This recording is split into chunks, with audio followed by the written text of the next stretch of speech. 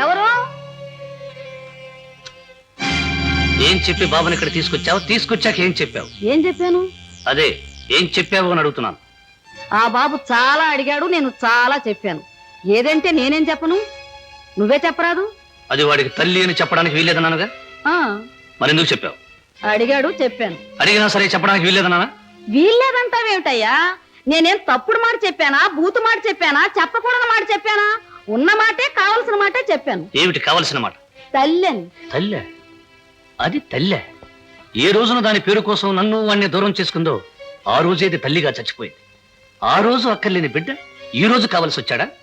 సిగ్గు నీతి ఉన్నదైతే మళ్ళీ నాకు మొహం చూపించేది కాదు. ఎందుకయ్యా అంతంత పెద్ద మాటలు మాట్లాడతావు? ఇందులో ఆవిడ చేసిన తప్పే ఉంది. బాబుని చూసింది, ఆపుకోలేకపోయింది. వాళ్ళిద్దరినీ చూసి నేను ఆపుకోలేకపోయాను. ఉన్న మాట చెప్పేశాను. ఈ రోజు ఇది చేసిన వాళ్ళు రేపు ఏదైనా చేస్తారు. నా బిడ్డను నాకు కాకుండా చేస్తారు. మీకున్న డబ్బు పరపతి ఉపయోగించి రేపు నా బిడ్డను కూడా ఎత్తుకుపోతారు. చూడు, తెల్లవారేసరికి మీరు ఈ ఊరు విడిచిపెట్టి వెళ్ళిపోవాలి.